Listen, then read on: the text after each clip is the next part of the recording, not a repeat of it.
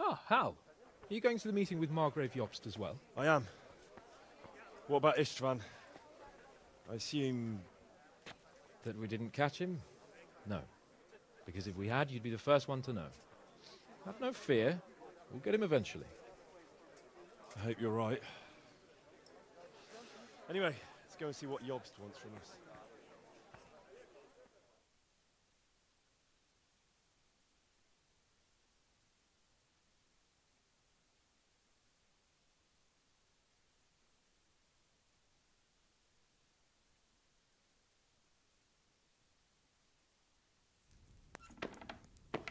My lords, Christ's blessings on you all. And on you, Lord Capon. And this is my son, Henry. I didn't know you had a son, Sir Redzig. It came as a bit of a surprise to young Henry, too. This gentleman here is John II of Liechtenstein, a member of my council. I'm honored, gentlemen. Come join us. Margrave Jobst was just about to tell us the reason for his visit. Your Grace? I'm sure we're all agreed, Your Graces, that all this unrest must come to an end. This kingdom needs a king. Question is, which king? My cousin, Wenceslas IV, who is being held in captivity. I have to confess, my lord, that your answer surprises me a little. If I'm correctly informed, until recently you sided with your other cousin, Sigismund. That I cannot deny, and I have always stated my position plainly. But times have changed. How have they changed, Your Grace? Sir, there is one thing on which we undoubtedly concur, that King Wenceslas, unfortunately, did not inherit his father's gift for governing. Sadly, his failures have cost Bohemia, the nobles, and our whole Luxembourg family a great deal of money and effort. How did the king let it go so far, damn it? It's in his temperament. He cares only for wine, women, and the hunt. A king, in fact, who never wanted to be king. Then why didn't he just let his brother have the crown? Young sir, the crown weighs heavy when there are duties to be performed. But to surrender it means giving up great privileges, too. But he did surrender power to his brother. When things started getting out of hand, Wenceslas appealed to Sigismund for help in restoring order. What, you're saying Wenceslas has invited him here? This is starting to make my head spin. Actually, it makes sense when you think about it. Sigismund wanted to re-establish the power of the whole House of Luxembourg. He thought if he helped Wenceslas win the imperial crown, in return his brother would help him become the king of the Romans, and leave the actual reign of Bohemia and the empire to him. Sigismund would govern, while Wenceslas could carry on doing what he was best at, enjoying the life of the imperial court. Why wasn't Wenceslas crowned Holy Roman Emperor long ago? He was already elected king of the Romans. All he had to do was go and let the Pope put the damn imperial crown on his head. Who knows? Maybe he'd prefer hunting and consulting with bathhouse wenches to spending time with the Pope. Well, so would I must admit. Sigismund's plan seemed sound enough, but it didn't quite work out, did it? It worked for a while. He and his brother reached an agreement. Sigismund took over administration of the kingdom and began planning Wenceslas's journey to Rome for the imperial coronation. But then Wenceslas realized he would just be a puppet with a crown. I must say, Margrave Jobst, Wenceslas and Prokop behave rather like naughty children in need of a good clout about the ears. Sigismund would agree. He was already planning his rule of Bohemia, and all of a sudden, the rug was pulled from under him. I'd say he lost his patience and decided he'd drag Wenceslas to the coronation kicking and screaming if he had to. Just like a naughty child, as you say. So he abducted him and your brother Prokop too, if I heard correctly. Correct. And you helped him do it, if I heard correctly. Yes, your graces, it's true. I was there when Sigismund abducted Prokop. I thought everything could somehow be settled, that we could make my brother see sense. But Sigismund just wanted to put an end to the dispute once and for all, whatever the cost. There was nothing I could do to stop him. And that's one of the reasons why I'm here. The worst of it is that it was all for nothing. Instead of putting a stop to the revolt, it escalated it, and the result is this chaos we have today. That's true enough, sir. But I must admit now, I'm not sure what your position is. The king is incompetent, but we must protect him? The simple truth, gentlemen, is that for all of Wenceslas's faults, we have no one else. So we'll have to make do with his idleness. People like him, though. But what can we do now? Sigismund has the League of Lords behind him. Otto von Berghoff, Heinrich von Rosenberg. The situation has gotten completely out of control. Now even the nobles of the League of Lords are realizing that Sigismund wasn't the right choice. So now Berghoff is on your side. Are we to assemble an army together with him and face Sigismund on the field of battle? We're not in Hungary now. Such affairs may be settled elegantly, without unnecessary hostilities or expenses. I have negotiated an alliance with the Hungarian bishops, the Polish, and of course the Czech nobility, against Sigismund. Every day he is losing the ground under his feet, and that's why I need your help too. What kind of help, though? Sigismund has a massive army, and Rosenberg, Berghoff, and Prague are behind him. Do you have an army you could face him with? But that's not what I mean at all.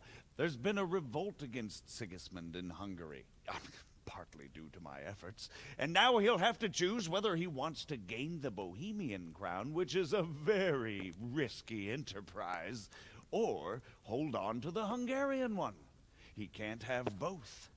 And there's a tough struggle awaiting him in Hungary. I'm not sure he'll win, and Rosenberg and Berghoff know it too. They're not stupid. If the Bohemian nobility stands together, they will turn. We are men of little consequence, Margrave. Radzig here lost everything because of his alliance with Wenceslas. Sir Divish came within a hair of the same fate.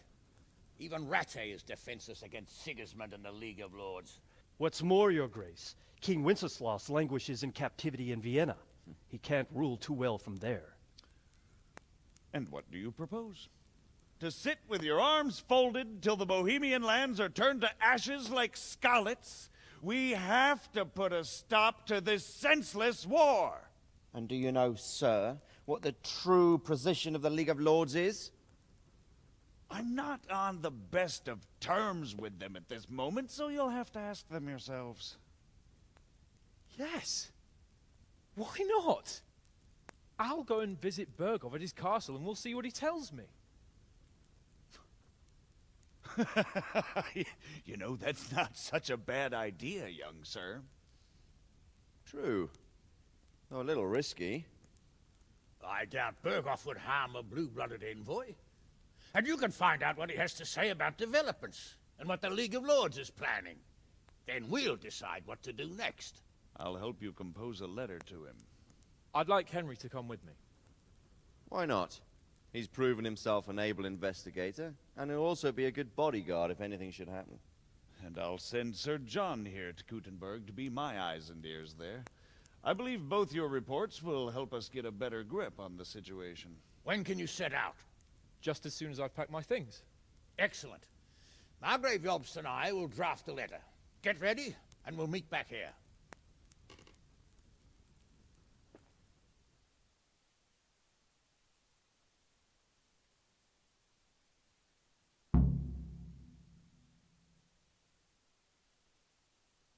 I expect it would be best to write it in your name as Lord of Lipa. Quite so, Margrave. What exactly am I to write? Oh, what isn't really the issue? The question is how. So, it looks like... Yes. I don't want to dampen your spirits, my boy. Don't worry. I know. You'll be there to make sure nothing... Rest assured, Father. And don't get embroiled. Yes. Very well. It's 3 days... How about writing that you're concerned about... That's about all. Very well. And then ask the opinion of the League of Lords. Very well said.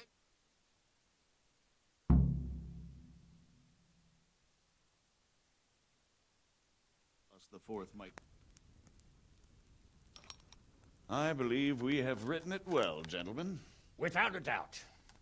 No one could deduce from this whether we are Sigismund's allies or foes.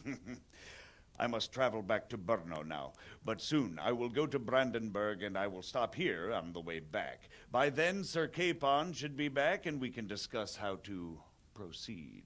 Right. Before you leave, my lord, there is one thing that gives me no rest. Why did Sigismund come as a foe? It makes no sense. If I may, sir, I think I can explain. Oh, please enlighten us, young sir. I live not far from Hungary, where Sigismund reigns.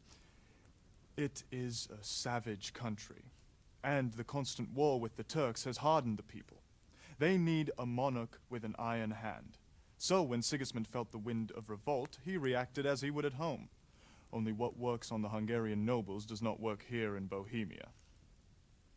Bringing order is one thing, but slaughtering and pillaging with a horde of barbarians quite another.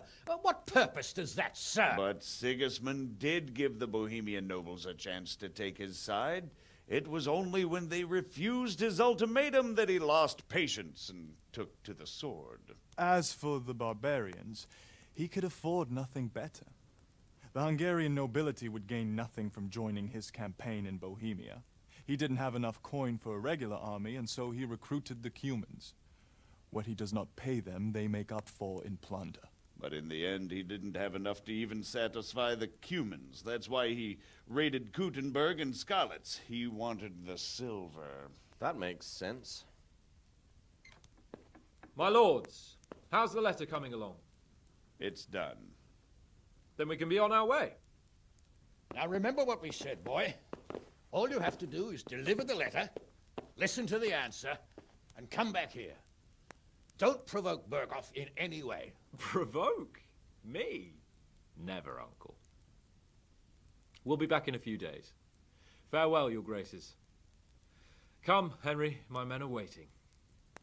I wish you Godspeed.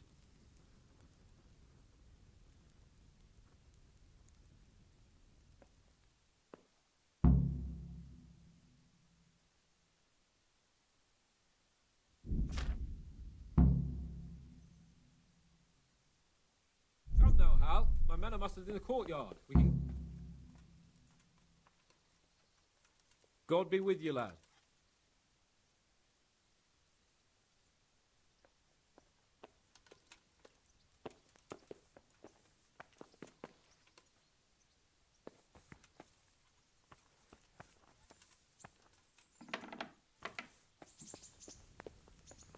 What the hell? How are you, Henry?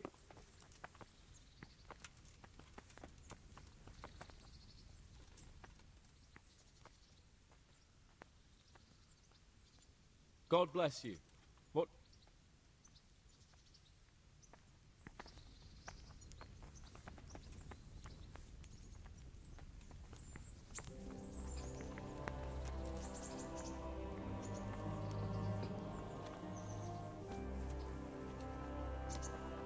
Henry, I'm glad you came. So, can we say... Of course. So, to horse!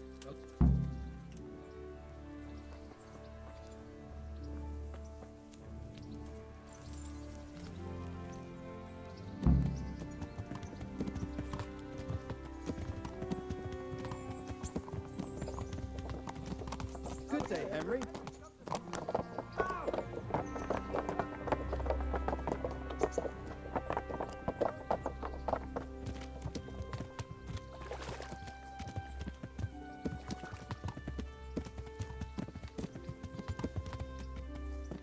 Welcome, Henry.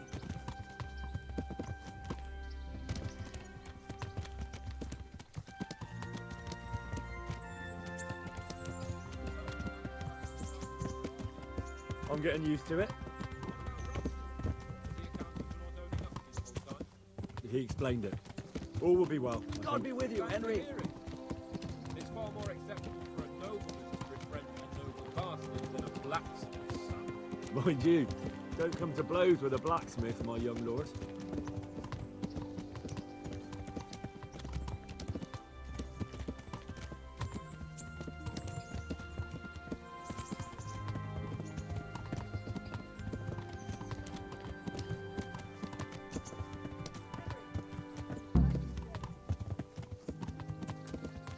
What do you think about Sir Yobst and his plan? Well, I admit all the scheming has me a little lost. I thought Sigismund was the devil, Wenceslas the martyr, those on his side the heroes, and those against him the villains. I believed we'd rescue the king and all would be well again, but now it looks a lot more complicated. Exactly. I didn't expect the noble lords to be as noble as the angels, but I hadn't expected such a sewer. They behave like children. I can't fathom how after all this backstabbing they're somehow still on speaking terms. I don't know either. Beggars belief.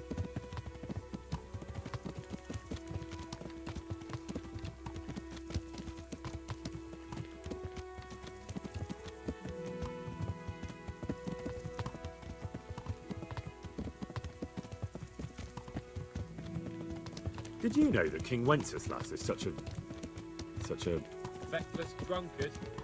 Not really. And to be honest, I'm not sure I wanted to know. I slept better believing my fate was watched over by a wise and powerful monarch. So did I. What a dismal world when you can't keep trust in your own king.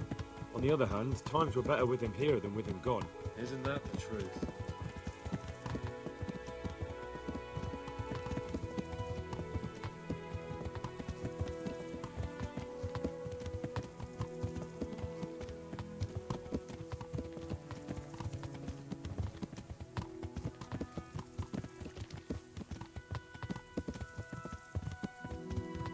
What do you think of Sigismund?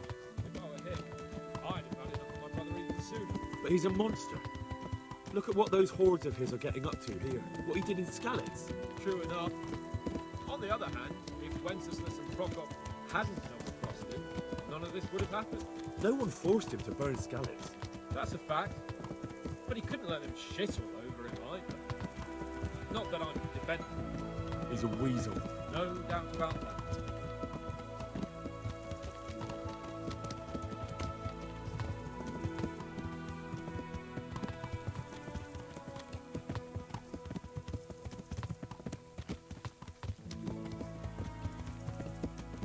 How are you, Henry? Do you know anything about Prokop? Sir Hanush could tell you a thing or two about it. Why? Last winter, a certain Sir Jan Sokol of Lambert, a well-known knight, or robber baron to some, tried to occupy the city of Iglau, which was on the orders of none other than Prokop. And what has that got to do with Hanush? Well, he was there with him. Of course, that's not something to brag about in front of Yostom. And what was it all about? They wanted to occupy a city that was on the side of the League of Lords, but despite there being several hundred strong, they didn't take it. For one thing, they couldn't get past the Iglau women, with their pitchforks and cauldrons of hot water. I would never have thought of Sir Hanush as such a rebel.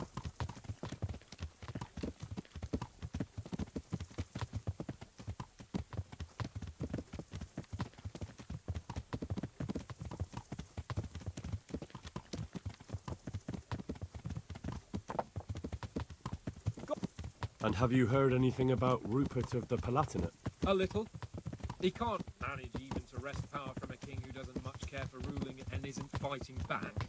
That doesn't seem like a man who has what it takes to rule. And that's all I need to know.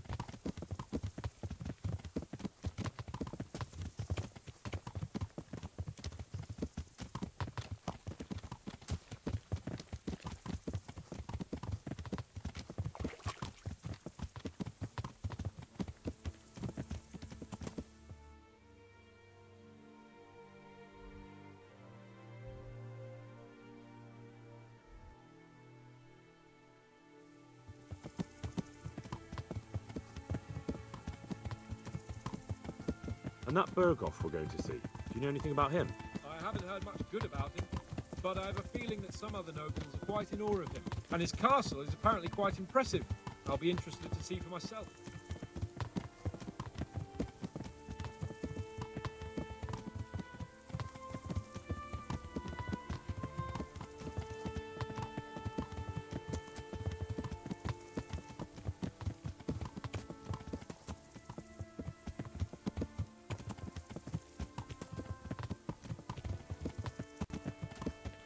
And what about the League of Lords?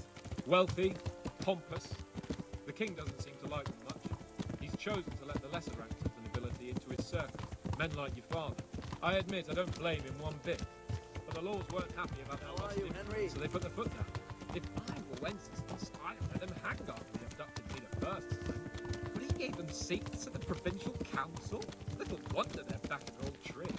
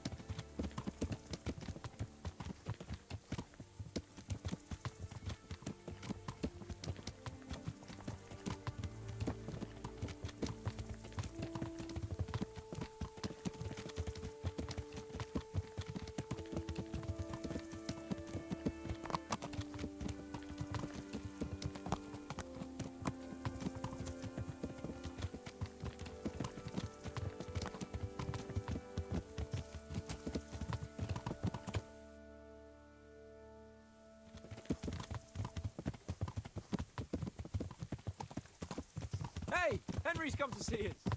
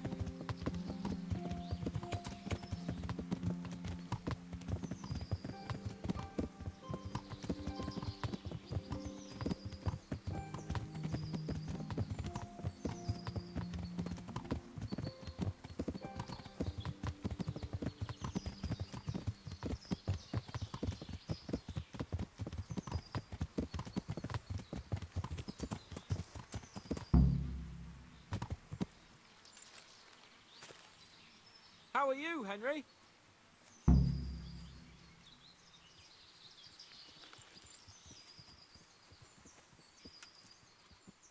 How about it, Henry? Can we... I'm glad Of course.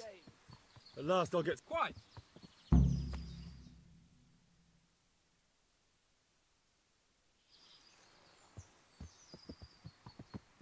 Let's get to it then. I finally have the feeling we're doing something worthwhile. We're helping to save the king.